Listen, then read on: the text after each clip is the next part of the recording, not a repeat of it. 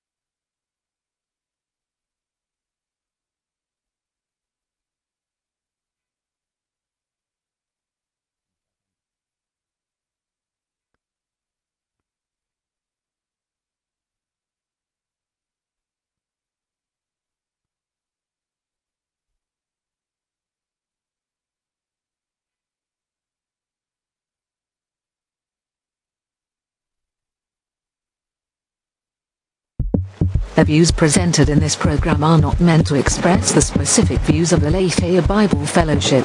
You are listening to the Vigilance Radio Network.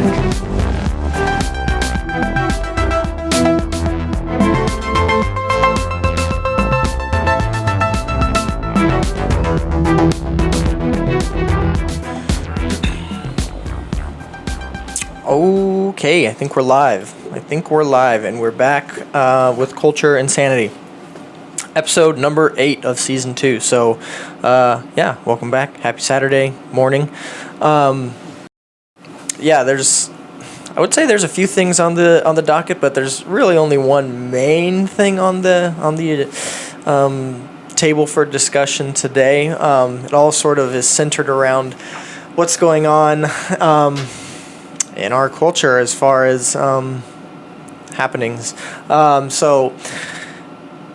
Just to jump right into it, there's a lot being made of the piece of legislation that just passed in Georgia regarding abortion.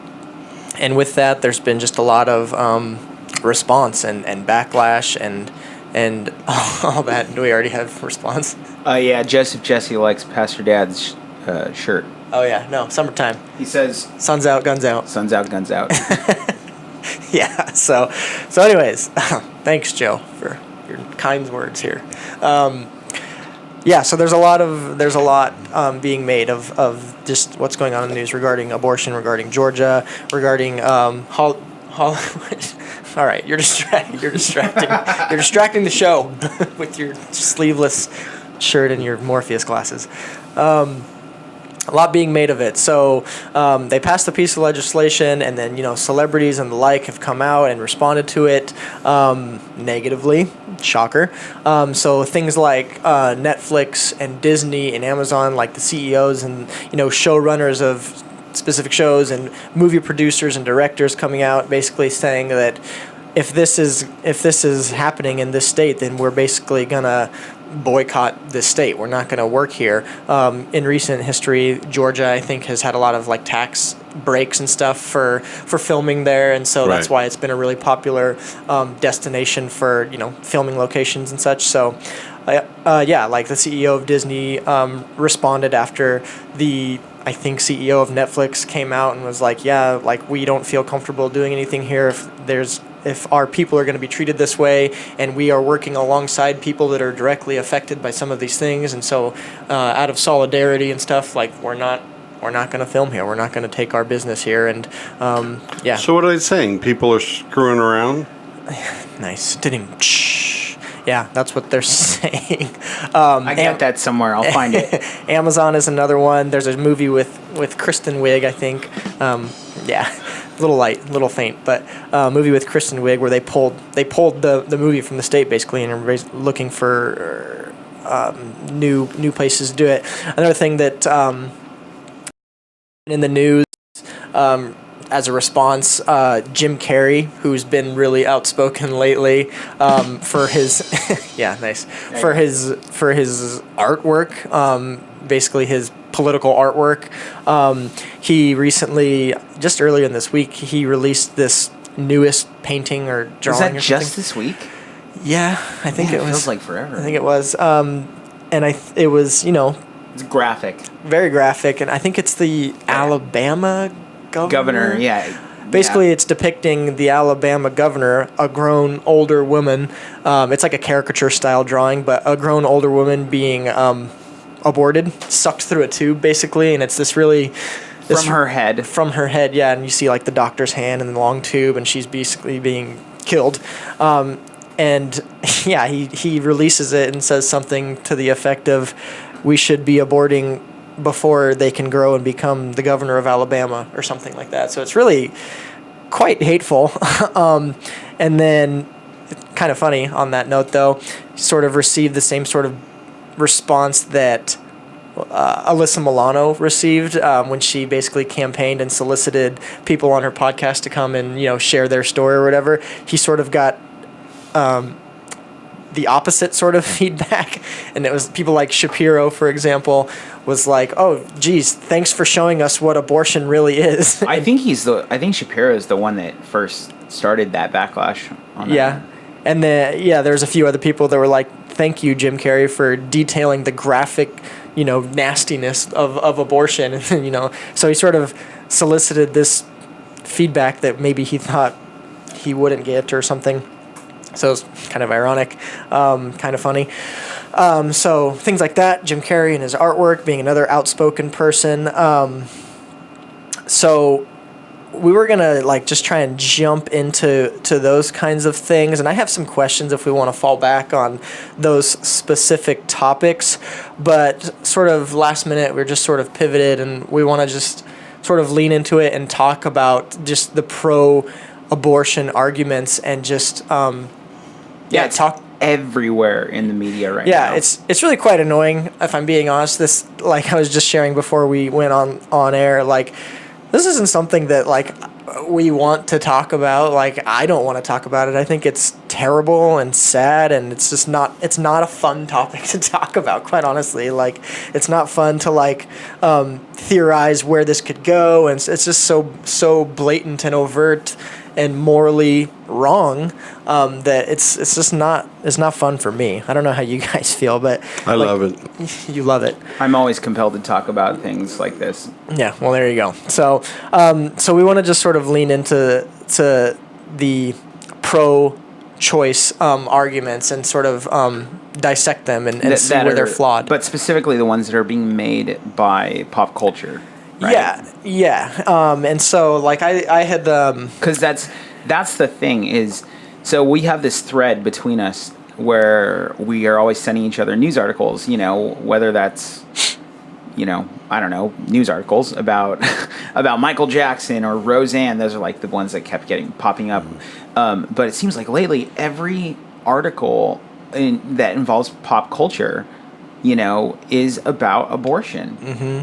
And because what we cover is popular culture and media, it's no surprise that world, the world of Hollywood, is leans toward the left and is pro-abortion and pro this and that. So it's really just dominates the headlines, and it's kind of annoying because it gets old and gets boring after a while. It's nothing new. You pull up your different news sources, outlets, and apps and stuff, and it just dominates the headlines in every sort of way. So I was looking up just outspoken individuals who are pro choice, and just sort of want to dissect them. So first of all, the main one that I sort of found, and we can talk about, because they are outspoken, but they're not, I would say they're not as articulate as they could be, and they're not as specific on the issue. Like, what about abortion? Like, it's all just sort of a general, I can't believe this is happening. They're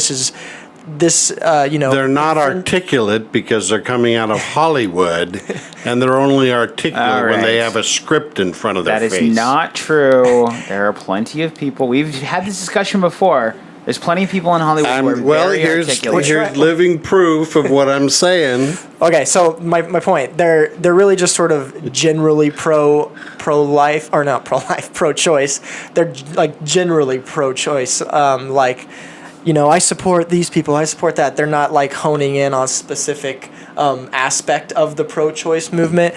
But one of the general consensus, and then we'll get into a couple others, is a lot of them talk about, this was the right choice for me. I wasn't mentally prepared for a child. I wasn't physically prepared for a child. Then she shouldn't have spread her legs. Okay. So we're gonna try and come at this from a more objective, I think is the right word, way of approaching it. You are listening to the Vigilance Radio Network. Yeah. I'm gonna disclaim that. Secondly, again, that Pastor Monte has his own way of viewing things that isn't necessarily the specific views of Aletheia Bible Fellowship or the rest of us in this room, for that matter. So.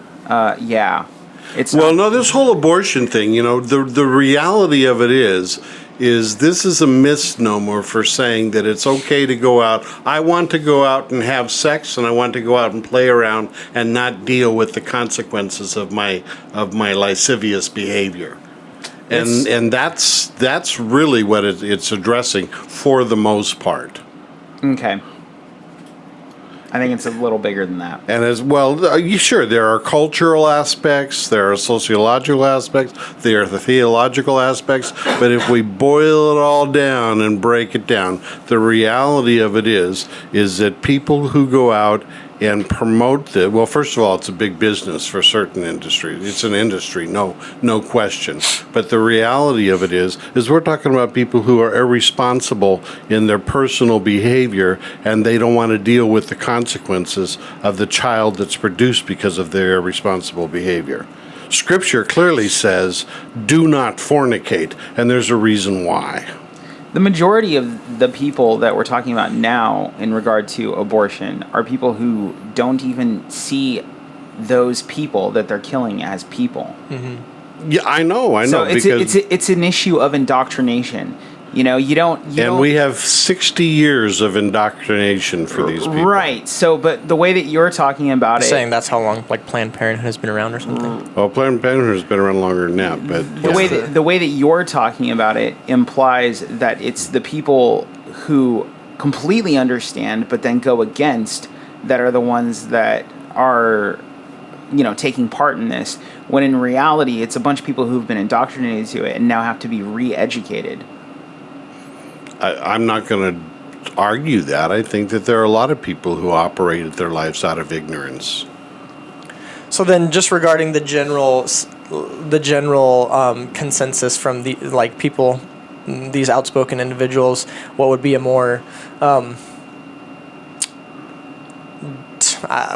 appropriate way of addressing where they're coming from? Because, like I said, a lot of it's, for me at the time, it wasn't right, and it's interesting because they do acknowledge their, like Chelsea Handler, for example. She had talked about it a few years back, how she was 16 and she was rebelling against her parents and all these things, and so in 1 year she had two, actually, which is sad, but she made the choice to not have that, and ultimately she's glad she did, because she almost had it in rebellion of her parents, the child, and so it's just really just terrible, circle of problems going on there. But what would be like just a more appropriate way of tackling that? Just for me at the time, it wasn't right, and so on and so forth. Is there a deeper? What's the deeper issue?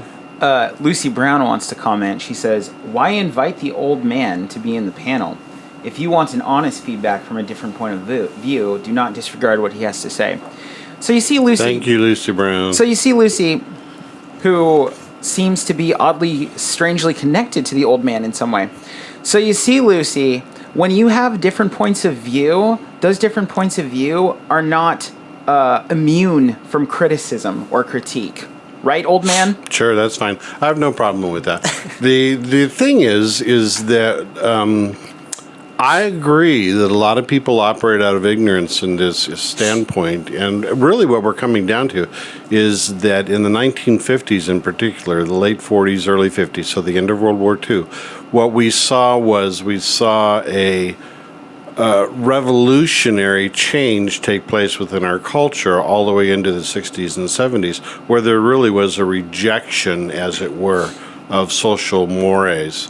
And that was my generation, the free love and yes. and what have you. Thank you. Then you have all these people growing up, and not only that. So then you have proponents of no criteria at all in raising children, like Dr. Spock, who taught that children didn't need to be corrected; they would find their own way, et cetera, et cetera. So now what you're seeing is you have a whole generation of people that, first of all, their parents lived through the free love movement and had no constraints on their sexual inhibitions, and they have passed that on to children. So now we're in part living the byproduct of that. And the reality of it is, and so yes, I agree. It's the parents' responsibility to teach their children about sexuality and to help them to understand how it is that this gift that we have from God is to be used in a responsible manner. And it's, for a large part, because of where they were coming from, failed to do that. So take note, Lucy Brown, Pastor Monte agrees. So it's okay to criticize. Now, John Parker, he has this question. He says, my question would be, how do female doctors view abortion? Don't they take an oath to protect all life? The real answer to that is there is not one way of looking at these things within these industries, John. That's the truth. And that people feel conflicted, but they also have an obligation, like a job-wise obligation, on and so forth, and they feel like they could be ruining their careers if they don't go with what's out there. Well, some of them took the Hippocratic Oath, and some of them took the Hypocrite Oath. Well, and I've listened to plenty of testimonies from different doctors who have said that because they weren't willing to peddle the medical industries, whatever it may be, whether it be pharmaceutical or whatever, they've been blacklisted. Right. They can't work anymore. Then the other factor is there is not one understanding. So, there's, in terms of like the morality of it. I mean, science pretty much uniformly says that life starts at conception, but what is personhood? And that's really what we get into. And that's partially what's happening in Alabama with the passage of the heartbeat bill, where they're saying if you can detect a heartbeat, then you've got a life there. 6 weeks? Is it 6 weeks? Yeah, it's about 6 weeks is when they say it's detectable. So, but anyway, let's try to keep on track. We're talking about the arguments that are made by the media at the moment. So, well, I would just throw in there, in contrasting, then we could also throw in there the fact that Maine and I don't think there's anything to contrast because we. Well, there is, because the media hasn't even said anything about infanticide. And my point is we haven't gotten there yet because the arguments haven't been made yet in our show. Okay, well, let me throw out there that is something that works into this, because the media is not saying anything about about infanticide and killing babies after they've already been born. Sure. And abortion all the way up until birth and Right. past birth. Right. And So- they haven't said anything about that. So let's try to keep on track. So another popular argument. So like someone like Mila Jovovich, she made this long Instagram post. I don't know how recent it was. Recent enough. But she was talking about it. It's interesting because on the one hand she's pro-choice and advocating for the importance of that. But on the other hand, she was talking about her personal experience being like a personal hell when she went through an abortion and the effects it had on her and stuff. But one of her main points is that if you make this illegal, and people have bandwagoned this as well, different celebrities, but if you make this illegal, then you will force women to go about it in an unsafe and unsanitary way. So let's unpack that point that's being made. So, is that true? I mean, is that oversimplified? What would you say about it? Clearly oversimplified, since this has been an issue that's been around for thousands of years. I think it comes from a sincere place, and I think that shouldn't Likely.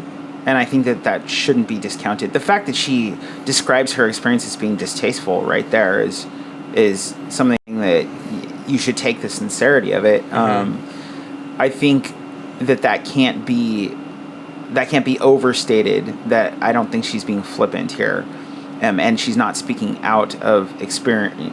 Yeah, she's not speaking out of experience. But she's not speaking away from experience. She's speaking in experience. Yeah.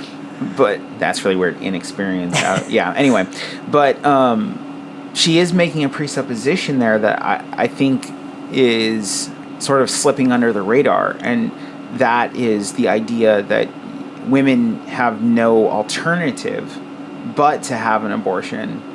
Like, what did she say again?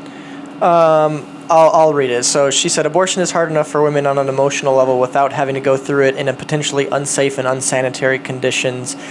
I myself went through an emergency abortion 2 years ago, 4.5 months pregnant, shooting in Europe, so on and so forth.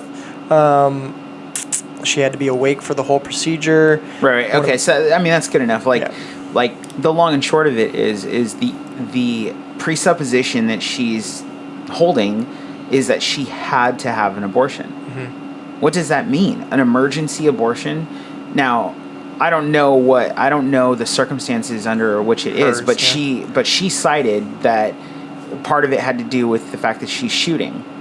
That she's shooting a movie. So basically, right under a schedule. Right. So basically, what she's saying is being pregnant, made it so that she can't shoot this movie. And so the only viable alternative is to have an abortion. And I think that presupposition is really problematic.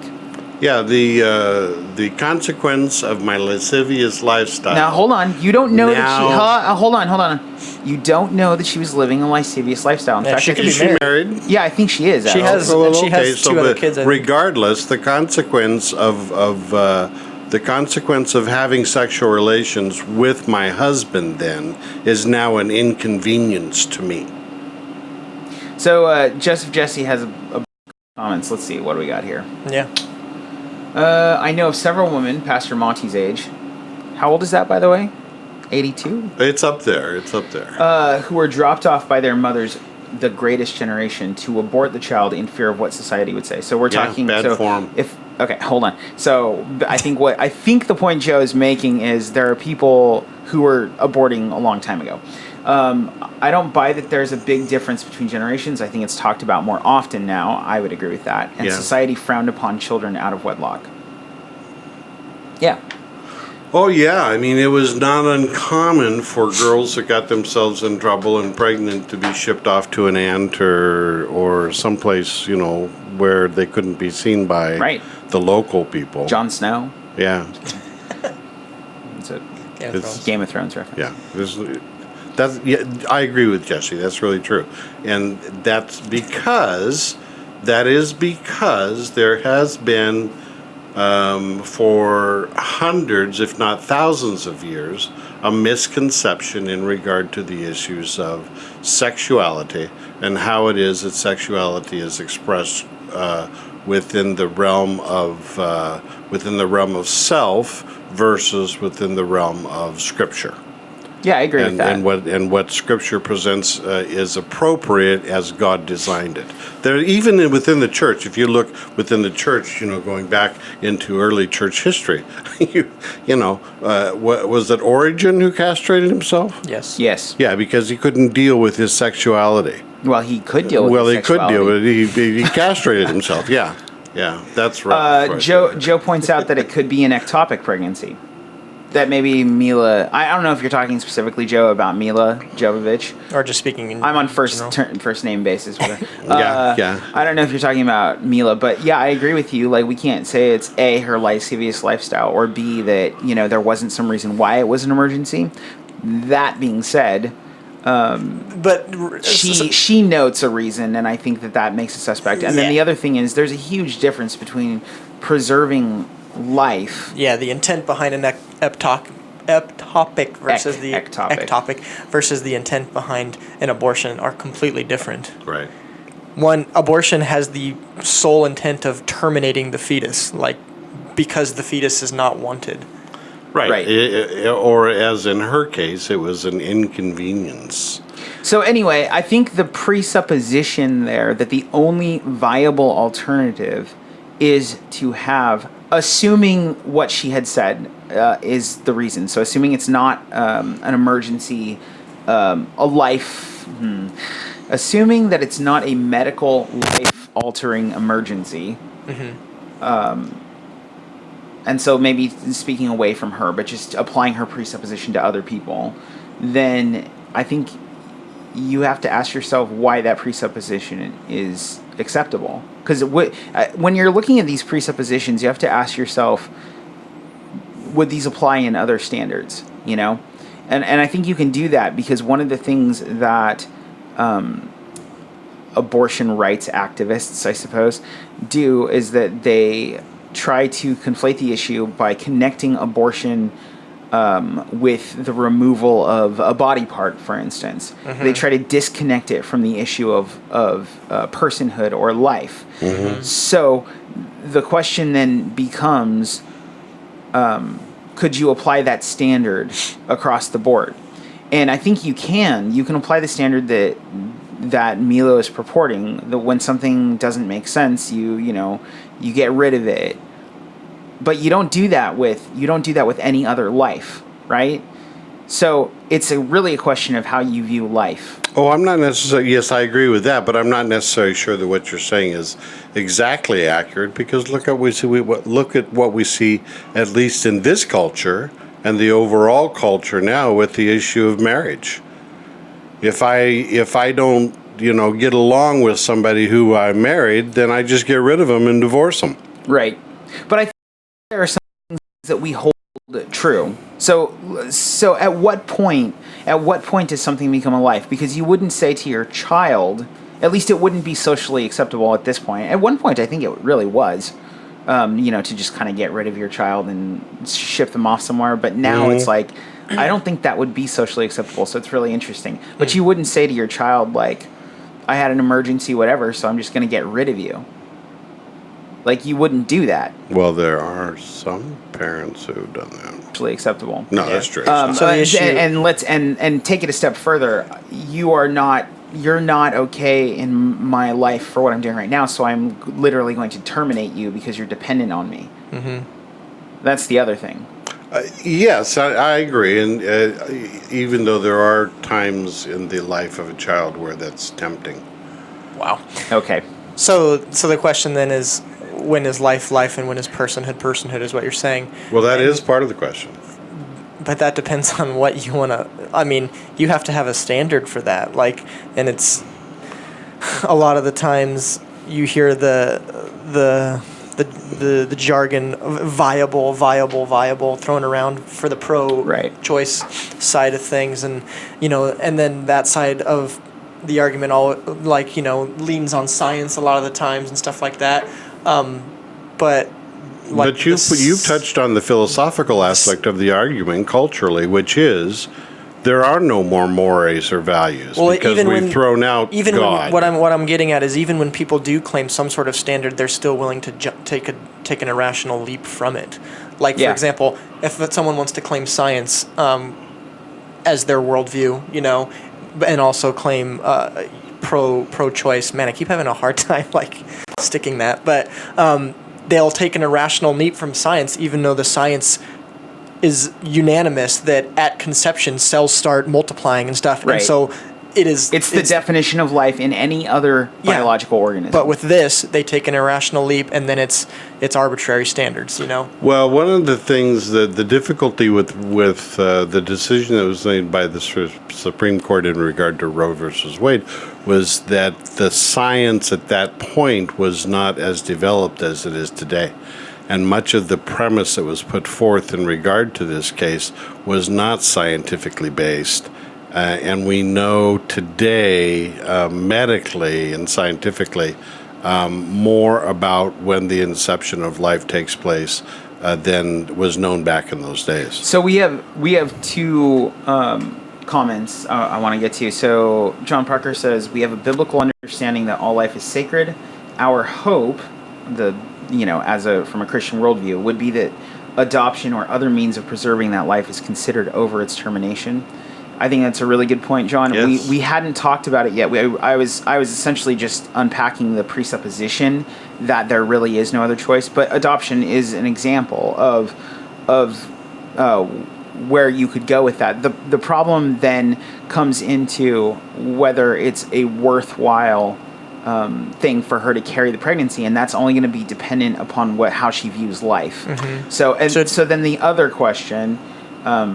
Is what about in the case of rape? Jennifer Richardson Hanthorne. That's where I was going next. That's a really popular example extreme that people take it to, and fair enough. I think it's a fair question. That's fair. It's a fair question. That's an extreme circumstance for the general society. That's an extreme circumstance. But it's a reality. Sure. It's a reality. Sure. I was just going to say that one of the reasons why what both Joe and John are referring to, that there are alternatives. One of the reasons why a lot of people won't go to the alternatives is that the major avenue for presenting alternatives comes from churches and from the church groups. And there are many people who are afraid of or are socially stigmatized by then wanting to go to the church or get advice on how it is to deal with something that clearly some would purport, Scripture purports, that they are in sin. And so they're caught in this dilemma where they will then believe whatever they're told by institutions like Planned Parenthood, for example. So, to get back toward, was it Jenny? Jenny's, where do we land on that? Where do you guys land on that? So, in the, though not general case, but specific cases, they are realities where people have been sexually assaulted and now find themselves pregnant. What do we make of the abortion argument in cases like that?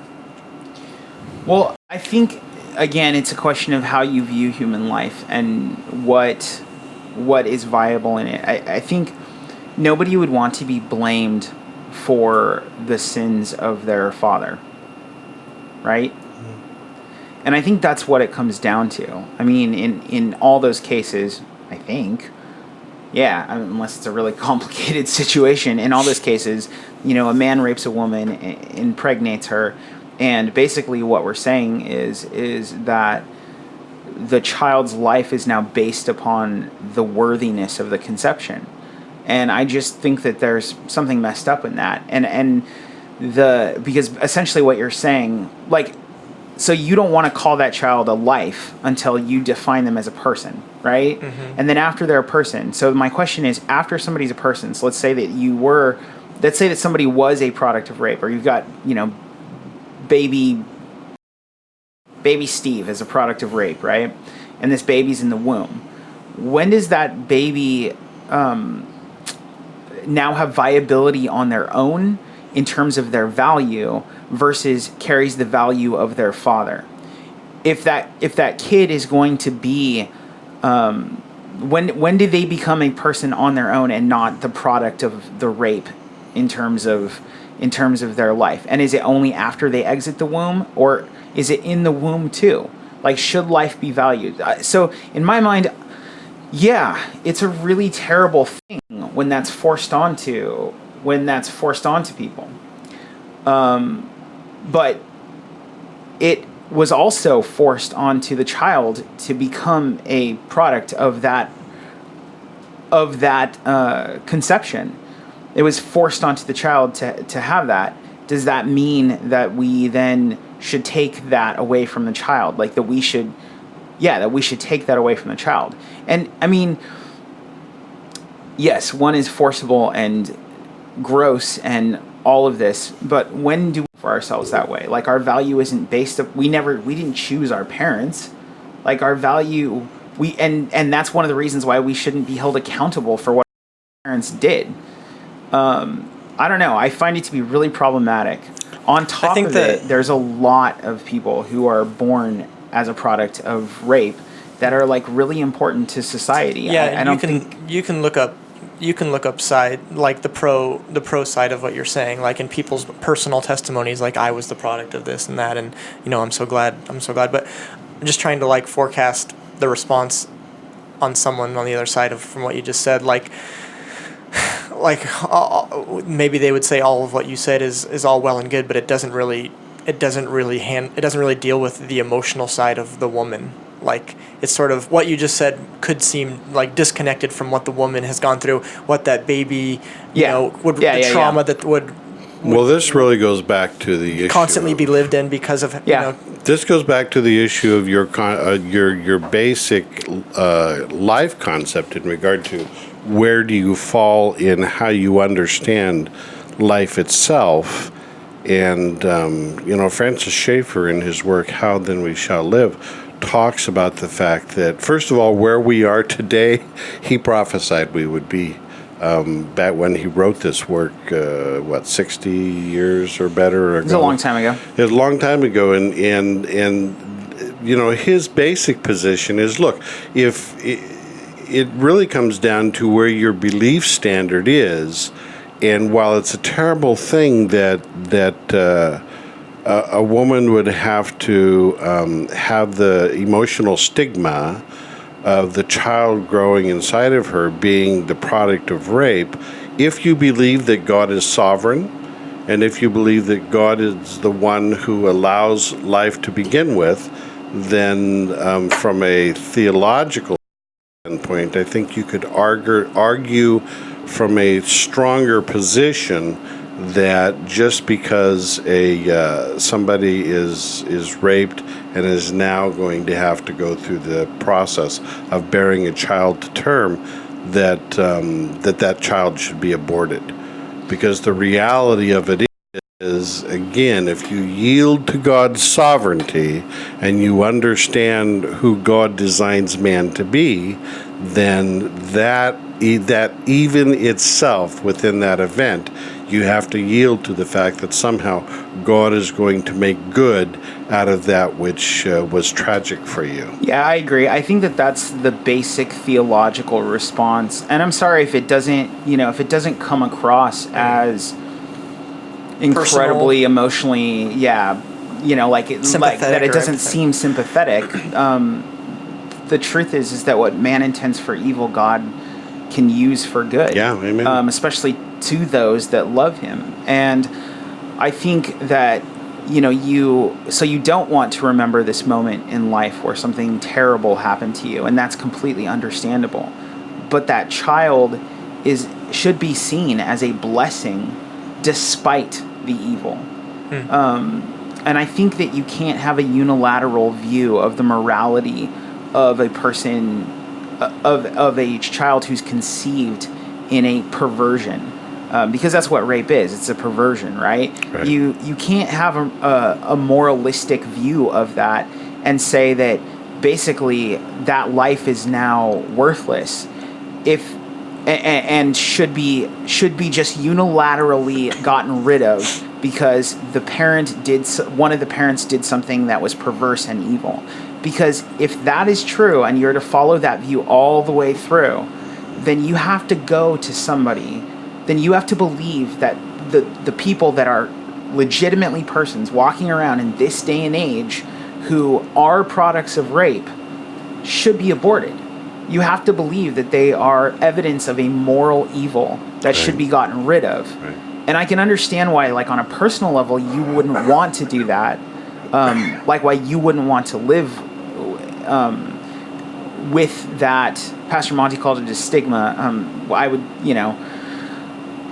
would go further than calling it a stigma and just say like a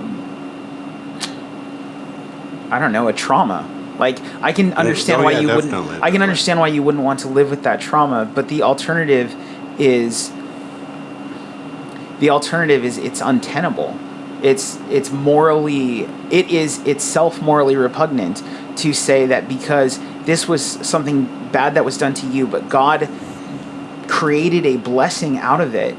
A child created a blessing out of it, something that was bad, that then that person's that person has no right to survive, and therefore you would be willing to morally condemn anybody who survived, who was conceived in rape. That's essentially what you would have to do. And there's lots of people who are, conceived in that. Wow, there's a lot of comments. Let's kind of go through them. We opened Pandora's box, for sure. So we'll just kind of go down the list here, and I'll read your guys' comments. We really appreciate you guys talking. And yeah, for sure. I just want to be clear. This is a hard subject. It's obviously a polarizing subject. Yeah. We're not sitting here reading notes like preaching. We're unpacking it with you. So please bear with us and give us grace. Lucy Brown says, if we believe that God is the one who makes life, then that child is God's precious creation. Sorry for the mom, but definitely God's purpose will be done. I think that's pretty much what Pastor Monte was saying. Joseph Jesse said, should these states be simultaneously restricting women's access to contraceptives as they ban abortions? I was going to ask that. Should be, okay. I was going to ask that. You hold that thought. Yeah. In a perfect world, abstinence would be effective enough, but it seems cruel to take away a woman's ability to try and decide when to become pregnant. Lucy Brown says yes. I'm not sure what she's referring to. I think she's saying yes, they should be simultaneously restricting. That'd be my guess. Jennifer Richardson, I'm just going to call you JRH. Not everyone believes in what we believe. I believe these choices are only for the woman to decide. She is the one that will have to love and care for the baby, and she is the one that will face our maker for our choices. And then Lucy Brown said, rape is not a woman's fault, and so is the child's fault. I think she's saying, and is not the child's fault also. God is still in control. Okay, so one of the top questions was talking about contraceptives. What's the moral stance on that? What's the moral stance on birth control? That's a hot topic as well. We're already here. I mean, the Roman Catholic Church teaches that contraception is not allowed, period. That's true. The Roman Catholic Church also teaches that the body and blood of Christ become the literal physical body. I'm just saying. Do they? They do. Wow. My personal thought on it is, and I do think that there is room for interpretation, just to be clear. My personal thought on it is that if there is conception, then you leave that alone. You foster it, rather. But if there is not conception, so the semen doesn't touch the egg, then I think it's fine. So you're saying like birth control, for example, is a fine option? Depends on the birth control. I think condoms are fine. So like a pill? Well, it depends on what that pill does. Yeah, this goes you're saying in my mind. If you know that there's conception, then you're culpable to it at that point, because there's no way of knowing. Well, you're definitely culpable. So culpable means like legally responsible, right? So you can be like guilty. So yes, you are definitely culpable, and you should never do anything that makes you morally responsible.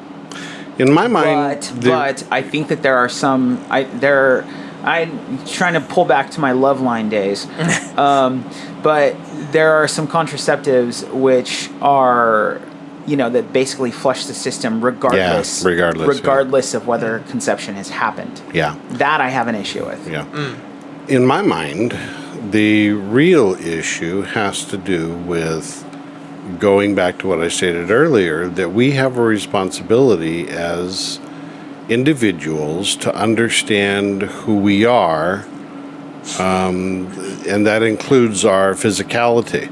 So, first of all, there are a lot of young women out there who have never been taught in how to understand how they become pregnant. In other words, at least not until they've already become pregnant. Yeah, and then it's a realization that it can happen. But the reality of it is, I really believe that we have a responsibility to help people understand that women can only become pregnant during a very narrow window, and understanding the menstrual cycle, and understanding how God designed that.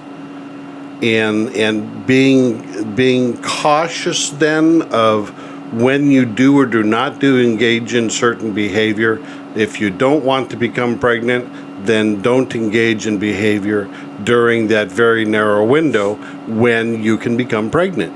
And the reality of it is that most people, when they approach their issue of how it is that they engage in intimate sexual behavior, put their mind in neutral and go with their urges.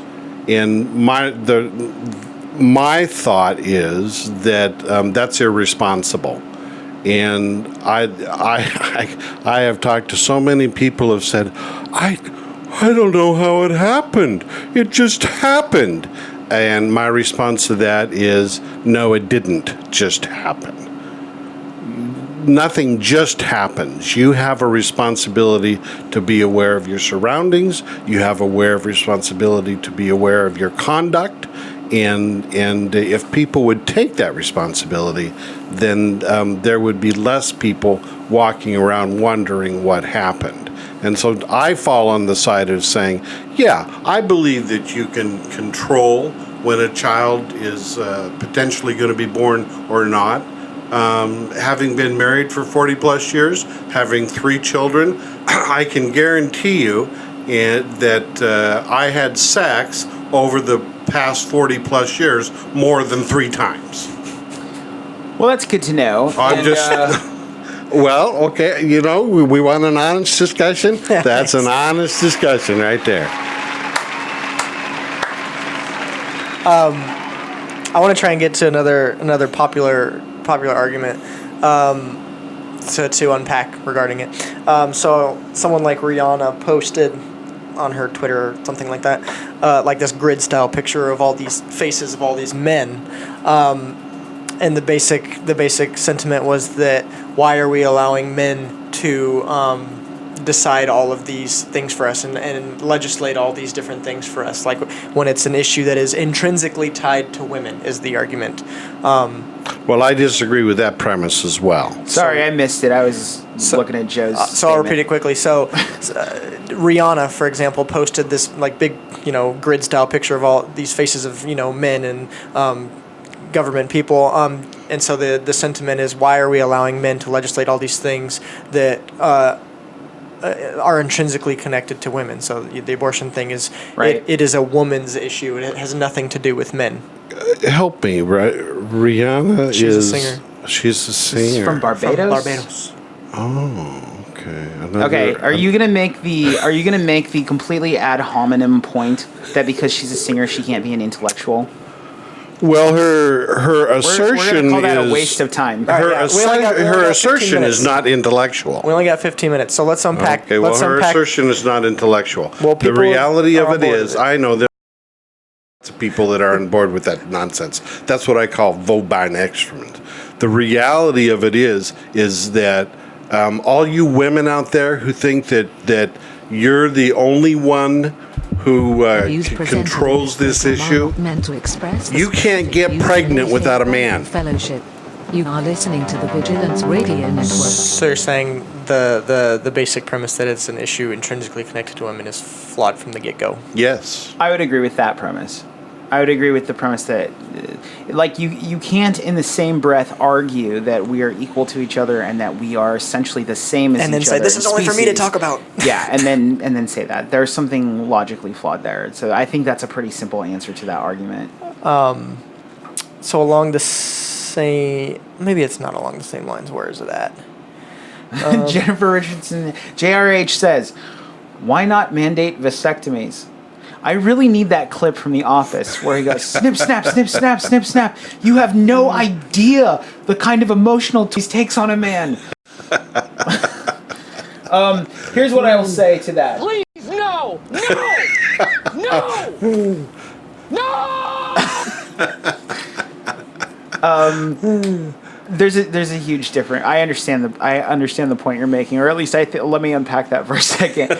I think the point that you're making is that abortion, like mandating that a woman gets an abortion, or what is it? Mandating that a woman cannot get an abortion is like, or would be the same as mandating that a guy gets a vasectomy. I think that's what you're trying to say.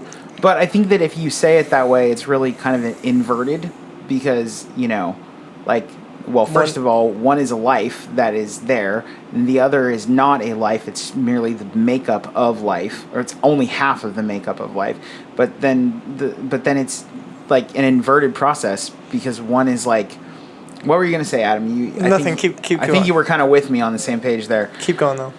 Let me. She says, let's have women vote on that. Please try. One. Do women have the right to vote? Wow. So what I got? Wow. Okay. Wow. So please excuse that. Yes, that does not represent the views of us or Aletheia Bible Fellowship. So I got to sit here and unpack that because. Okay, hold on. Okay. So again, why not mandate vasectomies? Okay, one is a dual process because, as was stated earlier in the Barbados section, it takes a man and a woman. It takes two to tango. Yeah, to get pregnant. It is a completely different process because it is one where you have this thing that's growing inside of you and is not a biological part of you. It has completely different DNA and so on and so forth. So we're dealing with something that's completely different. Whereas getting a vasectomy is actually chopping off, not literally chopping off, I suppose, but cutting off a piece. Did we lose our live stream? No, we're still here. Okay. That's not accurate, Josh. They snipped. No, I know. Okay, it's stopping a piece of or function. Yeah. So in actuality, so I want you to think about this. In actuality, getting an abortion where you're cutting off your function of having a baby is akin to getting a vasectomy, as opposed to keeping you from getting an abortion is akin to getting a vasectomy. Gotcha. And there are rare legal cases where men have been ordered by the court, those men who have used their tool I think substantially to be sterilized. Yeah, I think JRH says, I need to be there. Hey, you know what? If you want to come on the show and join us, whether we're talking about abortion or not, if you want to come on the show and join us and talk about pop culture with us, let's set it up. I think that'd be fun to have a dissenting voice. So, yeah, for sure. So we only have a respectful voice. Though. Yes, we only have so much time left, but so it's not the same issue, but I can see how whatever. So one of the arguments is that abortion affects women disproportionately, in that having to go through a pregnancy does not and have a child does not affect a man in the same way it does a woman. Granted. I mean, or that men have no yeah. I was frequently reminded that my wife carried our children, each of them, for 9 months. I carried this child for 9 months. I then have to remind her that I carried the child for 19 years. I don't think you're so pleased with yourself. I do think you're so pleased with yourself. I am. I think that's apples and oranges, and I don't think that it's a fair comparison. I know there's many cases where men are incredibly emotionally distraught over abortions. There's many cases where men are the better parent in the parenting process. To unilaterally assume that because you as a woman physically carried the child and therefore you carried more of the emotional weight, or as Pastor Monte points out, the physical weight over the course of years, or so on and so forth, to assume that your love for that child is somehow deeper, stronger, all of these things, and the emotional weight involved in that it takes more of an emotional toll, is kind of hubristic in my opinion. It's kind of akin to people telling me before I had my own children, telling me that I couldn't. You couldn't possibly speak to an issue because you've never had children of your own. Right, or even that a love for my foster children or my godchildren is somehow less than a love for my biological children because, I didn't have those things at the time. And now having those things at the time, I can tell you, sure, it's different, but it's not less. And I think that's one of those things. I mean, I've gotten into arguments with Christians who have told me that I have no right to speak on how my wife was feeling about something, or even on the raising of my children when it comes to my wife's perspective, because my wife was the one who bore them. And the truth of the matter is that is just a small understanding, a very, very small understanding of the nature of the relationship that you have as parents. Mm-hmm. I bear the weight of being a parent just as much as my wife does. I just bear it in a different way. And that needs to be understood. The physical caring of the child it's not the only aspect, and the emotional havoc that's wreaked when you have and so on and so forth. That is not the only aspect of being a parent. And I just think it's kind of an incredibly gross misrepresentation of the nature of being a parent. Mm-hmm. We're going to try to tackle this next one in 5 minutes.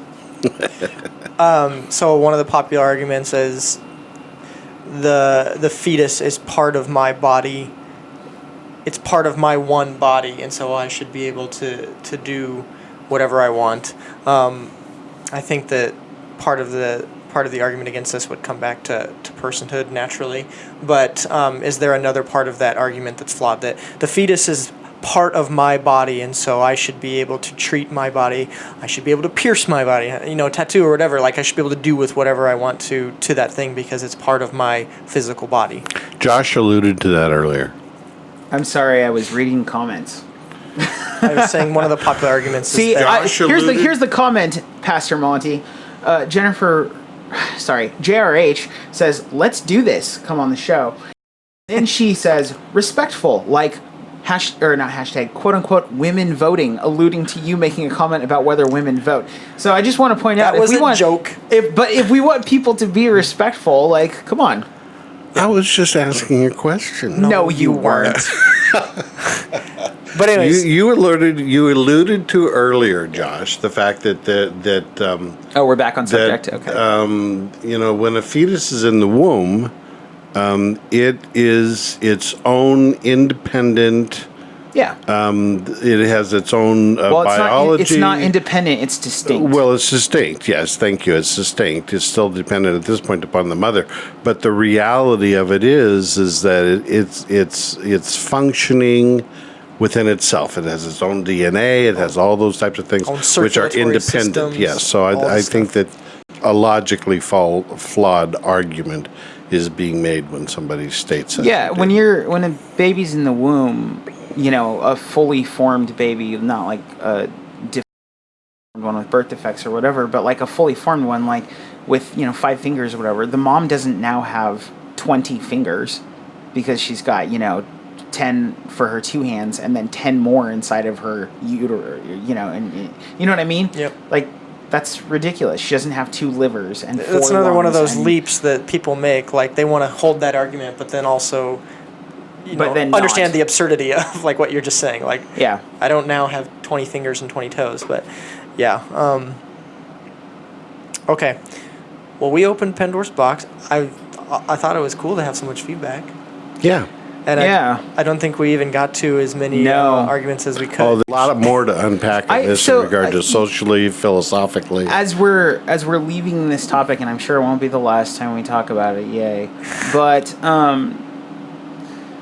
just the question that I would have, or the point I would make, is that it really comes from the whole topic stems from our understanding of what's a person. Mm-hmm. And so, like, I would just ask, like, when did you become a person?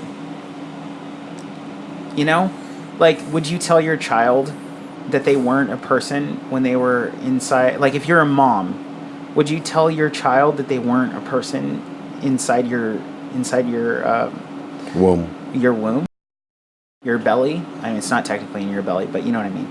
Like, would you say that you weren't a person back then? Like, when I was, like, thinking about you and wanting for you the future and, like, dreaming about you and interacting with you and feeling your kicks.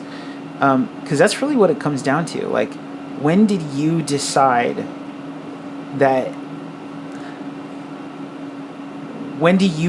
to recognize the personhood? And what do you want for people? Like, the Bible says that we should love each other the way that we want to be loved. Like, would you want your parent to think that you weren't a person until you came out of the womb? Well, then it's not just when did you decide, because as if I don't think Josh isn't suggesting that it's when did you decide, like you have a different set of standards or starting point than you or you. Like, right. There's like a foundational understanding of when a person becomes a person, and it's not. Otherwise, we go into, like we've talked about before, we go into the hospital room to someone who's dependent on life support, and we kill them with an axe because they're no longer a person, a viable living person that can live and breathe and walk and talk on their own. Like, it's not like that. So and that is don't be confused. It's not when did you personally decide? Like, that's the broader. That's not what I was meaning to say. Yeah. That's the broader philosophical argument, which is now being wrestled with on a large society. Well, and that's what I mean. Yeah. What makes, and Adam and I were talking about this earlier, there's a tendency to generalize the subject, especially like we think maybe it doesn't apply to us, or we're not allowed to have it apply to us. There's a lot of men who think, I can't make that decision, I'm not a woman, so on and so forth. What makes you a person? Not like what makes them a person, but what makes you a person? And when did you become a person? Were you a person inside the womb? Like, that's really what it comes down to. When you understand that, you got to apply it to others. And I think a lot of people, if they were using that standard unilaterally, when they understand it about themselves, would have to apply it to the baby in the womb. So, I don't know. Yeah. Joseph Jesse says this. Maybe this is a good place to end it. He says... Send us off, Joe. He said, I think the matter has been settled. Go buy a steak and celebrate a job well done. Go buy a steak? Nice. Okay. I don't know if I fully understand, but... It's to celebrate a job well done. Okay. Thank you, Joe. Okay. We had prepared a little, like, fun trivia, but it seemed sort of trite to try and... Let's play trivia. I want to end on a good note. It seems sort of trite to include that. Can we play trivia? I want to end on a good note. If you think it'd be appropriate, it seemed inappropriate to include it midway through, considering the heaviness of the topic. But okay, to end on a lighter note, because we're fun people. We're not just men speaking into issues we have no problems or no way of speaking into. Okay, so Game of Thrones ended last week, and I think the unanimous whatever is that it ended terribly, unfortunately. Josh hasn't spoilers. finished. No spoilers. There are no spoilers. Okay, but there might also be spoilers coming up. So in honor of Game of Thrones ending, the trivia was based on shows that ended terribly. So time to play the game. So this will just be for, I guess, Josh. I mean, feel free to jump in. I don't know how well you'll do. So I was just going to read a little snippet, and you're supposed to guess the show. Hook it up. To this day, fans are still calling for a spin-off, dismissing the finale that had this character living in a personal hell as a bearded lumberjack in hiding, never to have been caught or presumably kill again.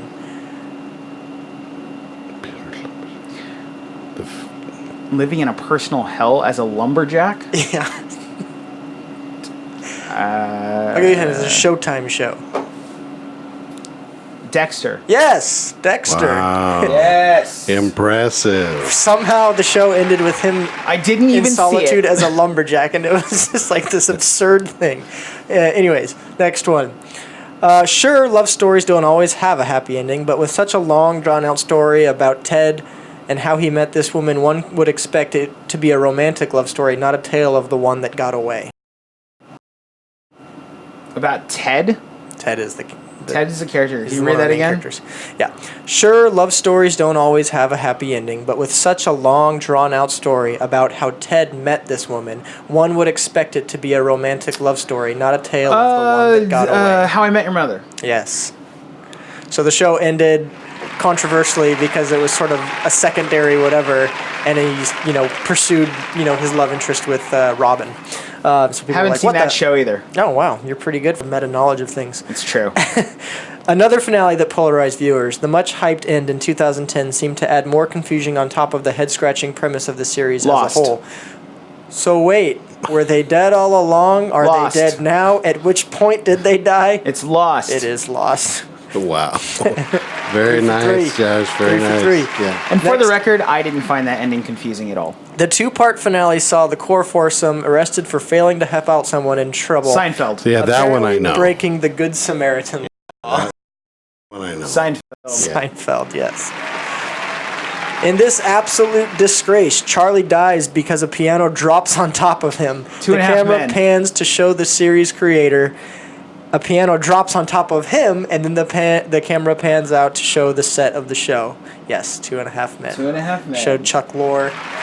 Charlie was played by someone that's not Charlie Sheen. And lastly, rather than an ultraviolet death or a jail-based fate, this show ended quietly inside an ice cream shop with a cut to black that spawned seemingly billions of film end. Sopranos? Yes. Nice. Wow. 6 for 6. 6 for 6. Amazing, Josh. Amazing. Okay. All right, guys. Well, that'll be it. So, yeah, JRH, also known as Jenny, feel free to reach out and we can get you on and talk about something interesting and hear your take on it and just have a discussion. So, if you're interested in today's topics, obviously you can check out the Facebook comments section for what we were talking about. No articles, I don't think, were posted, but check it out. And then again, we're officially well into the process of our rebranding, so you can find all of our content on the Vigilance Radio Network Facebook group page. So whether it's our podcast, Pastor Monte's podcast called Truth Time, whether it's the cross-examination panel discussions with local pastors, whether it's Upper Story podcast coming up at the with end of this next month. young Christian people. Get all this content on the Vigilance Radio Network Facebook group page. Like, follow, subscribe to it, whatever. With that said, Upper Story will have its next episode at the end of, I guess it's June 1st, so the end of this month, fourth Sunday of the month. And that will be on prayer. So again, that's just young Christian people talking about prayer and how they see it in their lives, how it's affected them, how it's talked about within the church. So that's just a yellow couch discussion. Yep. And that takes place on June 30th at 7 p.m. So look forward to that. A week before that, there will be a what do you call it? Tiles? A lecture Yeah. here at Aletheia Bible Fellowship as part of our Tiles ministry, where again it gives the platform to young Christian people to talk about things that they find important within the church. So Jasmine Pierzina will be talking about church synergy at June 23rd here at Aletheia Bible Fellowship, and I think it's 7 also. Yeah, it usually starts at 7. She's going to be talking about synergy, like churches working with each other. Yeah. Again, you can find Pastor Monte's podcast Tuesdays at 11 a.m. And then check out last month's cross-examination panel discussion. Again, cross-examination is just it's a panel-style discussion with local pastors talking about theology in plain language. And so last month's, which was last Sunday, was on denominations and worship. So again, you can find that on Vigilance Radio Network's Facebook group page. And we look forward to producing more of this content for you guys, and we thank you for your participation. And Josh is gonna say one little thing here. Oh yeah, I just wanted to say, it's free to you, but it's not free to us. So if you guys want to help us so that we don't run into like technical difficulties and things like that, it costs money to make it work. So if you want to donate to us, I'll post a link, and we'll keep this show rolling. And if not, just do us a solid and like and subscribe and share that we can keep the content coming. Yeah, we're happy to do it for free, as in our time, but these things do cost money and things break down, and that's just planned obsolescence, am I right? That's right. Pastor Monte just went through dishwasher. So, with that said, we'll be back 2 weeks from now, 9 a.m. Saturday. Thanks, guys. Bye. The views presented in this program are not meant to express the specific views of the Lay Bible Fellowship. You are listening to the Vigilance Radio Network.